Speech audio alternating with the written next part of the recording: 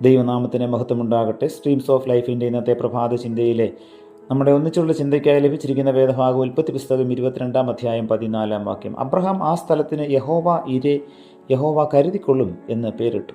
യഹോവയുടെ പർവ്വതത്തിൽ അവൻ കരുതിക്കൊള്ളും എന്ന് ഇന്നുവരെയും പറഞ്ഞു വരുന്നു.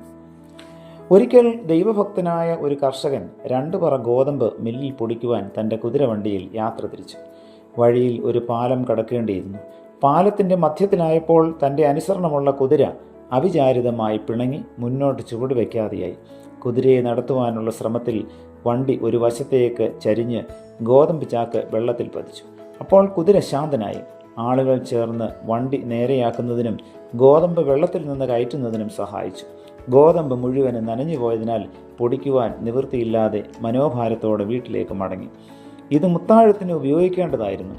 ആ ദിവസം കൃപയ്ക്കും ദിവ്യപരിപാലനത്തിനും കുടുംബ പ്രാർത്ഥനയിലും തനിച്ചുള്ള പ്രാർത്ഥനയിലും പ്രത്യേകം അപേക്ഷിച്ചിരുന്നു. പിന്നെ എന്തുകൊണ്ട് ഇങ്ങനെ സംഭവിച്ചു എന്ന് ചിന്തിച്ചുകൊണ്ടാണ് മടങ്ങിയത്. ഭവനത്തിലെത്തി ഗോതമ്പ് ഉണങ്ങുന്നതിന് ചിക്കിയപ്പോൾ വളരെയധികം കുപ്പിച്ചില്ലുകൾ കാണപ്പെട്ടു.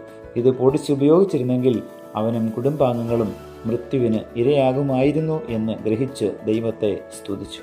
പ്രിയമുള്ളവരെ, എൻ്റെയും നിങ്ങളുടെയും ജീവിതത്തിൽ പലപ്പോഴും അറിഞ്ഞോ അറിയാതെയോ നമ്മളുടെ ജീവിതത്തിൽ സംഭവിക്കുന്നതായിട്ടുള്ള സംഭവങ്ങൾ അത് പലപ്പോഴും നമ്മെ ദുഃഖിപ്പിച്ചേക്കാം, നിരാശപ്പെടുത്തിയേക്കാം. എന്നാൽ ദൈവം അറിയാതെ നമ്മുടെ തലയിലെ ഒരു മുടി പോലും പിഴിഞ്ഞു പോകുകയില്ല. കർത്താവ് നമുക്ക് വേണ്ടി കരുതുന്ന ദൈവമാണ്. ആ ദൈവത്തിൽ പൂർണ്ണമായി വിശ്വസിച്ചുകൊണ്ട് നമ്മുടെ ജീവിതയാത്ര മുൻപോട്ട് കൊണ്ടുപോകാം. ദൈവത്തിൻ്റെ പരിശുദ്ധാത്മാവ് നമ്മെ അതിന് സഹായിക്കട്ടെ. പ്രാർത്ഥിക്കാം. പ്രിയ കർത്താവേ, ഞങ്ങളെ കരുതുന്ന ഒരു യഹോവ ഞങ്ങളുടെ കൂടെ ഉണ്ടെന്ന് ഇന്നത്തെ വചനത്തിലൂടെ ഞങ്ങൾക്ക് ഉറപ്പ് നൽകിയതിനായി നന്ദിയോടെ സ്തോത്രം. ഞങ്ങളുടെ ജീവിതത്തിൽ കർത്താവെ അവിടുന്ന് ചൊരിയുന്നതായിട്ടുള്ള എല്ലാ നന്മകളും കർത്താവെ അതിന് നന്ദിയുള്ളവരായി ജീവിപ്പാൻ ഞങ്ങളെ അവിടുന്ന് സഹായിക്കണമേ.